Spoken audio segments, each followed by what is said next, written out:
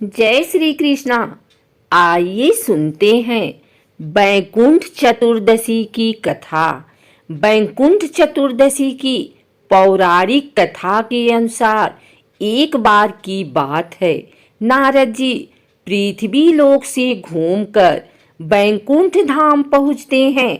भगवान विष्णु उन्हें आदर पूर्वक बिठाते हैं और प्रसन्न होकर उनके आने का कारण पूछते हैं।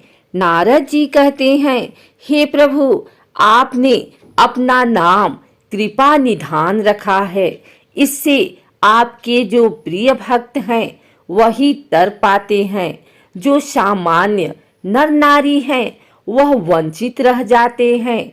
इसलिए आप मुझे कोई ऐसा सरल मार्ग बताएं जिससे सामान्य भक्त भी आपकी भक्ति कर मुक्ति पा सके।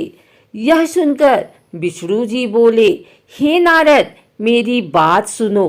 कार्तिक शुक्ल पक्ष की चतुर्दशी को जो नर नारी व्रत का पालन करेंगे और श्रद्धा भक्ति से मेरी पूजा अर्चना करेंगे, उनके लिए स्वर्ग के द्वार साक्षात खुले होंगे।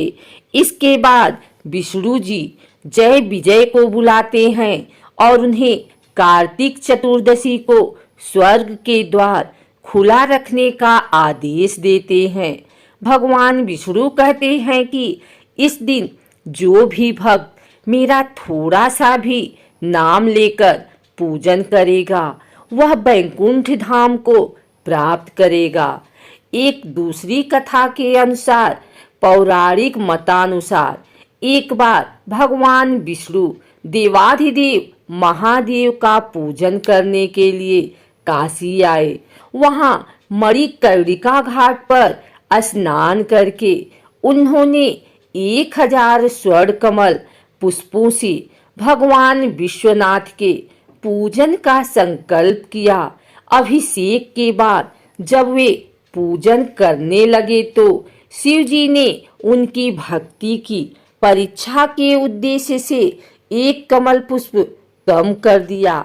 भगवान श्री हरि को पूजन की पूर्ति के लिए 1000 कमल पुष्प चढ़ाने थे। एक पुष्प की कमी देखकर उन्होंने सोचा, मेरी आंखें भी तो कमल के ही समान हैं, मुझे कमल नयन और पुंडरी काच कहा जाता है। यह विचार कर भगवान विष्णु अपनी कमल समान आँख चढ़ाने को प्रस्तुत हुए। विष्णु जी की इस अगाध भक्ति से प्रसन्न होकर देवाधिदेव महादेव प्रकट होकर बोले, हे विष्णु, तुम्हारे समान संसार में दूसरा कोई मेरा भक्त नहीं है। आज की यह कार्तिक शुक्ल चतुर्दशी अब बैकुंठ चतुर्दशी कहलाएगी और इस दिन व्रत पूर्वक जो पहले आपका पूजन करेगा उसे बैकुंठ लोक की प्राप्ति होगी।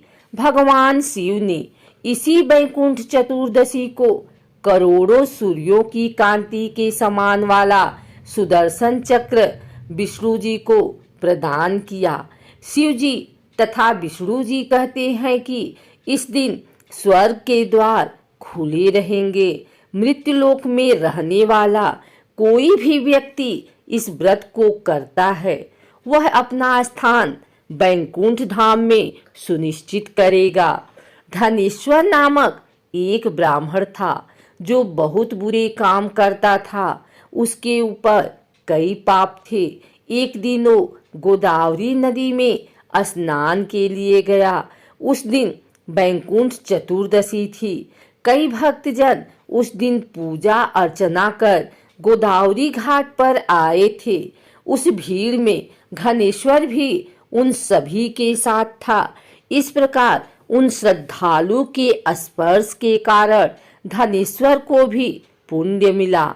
जब उसकी मृत्यु हो गई तब उसे यमराज लेकर गए और नरक में भेज दिया। तब भगवान विष्णु ने कहा, यह बहुत पापी है, पर इसने बैकुंठ चतुर्दशी के दिन गोदावरी स्नान किया और श्रद्धालु के पुण्य के कारण इसके सभी पाप नष्ट हो गए, इसलिए इसे बैकुंठ धाम मिलेगा। अतः धनेश्वर को बैकुंठ धाम की प्राप्ति हुई। आइए सुनते हैं बैकुंठ चतुर्दशी की पूजन विधि। इस दिन सुबह जल्दी उठकर स्नान कर लें।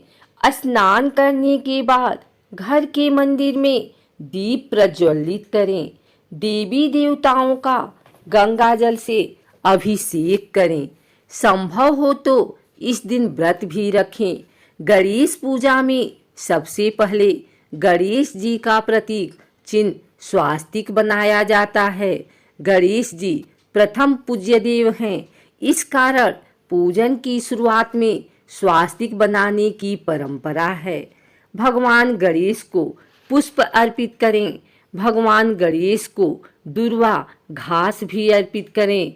धार्मिक मान्यताओं के अनुसार दुर्वा घास चढ़ाने से भगवान गणेश प्रसन्न होते हैं।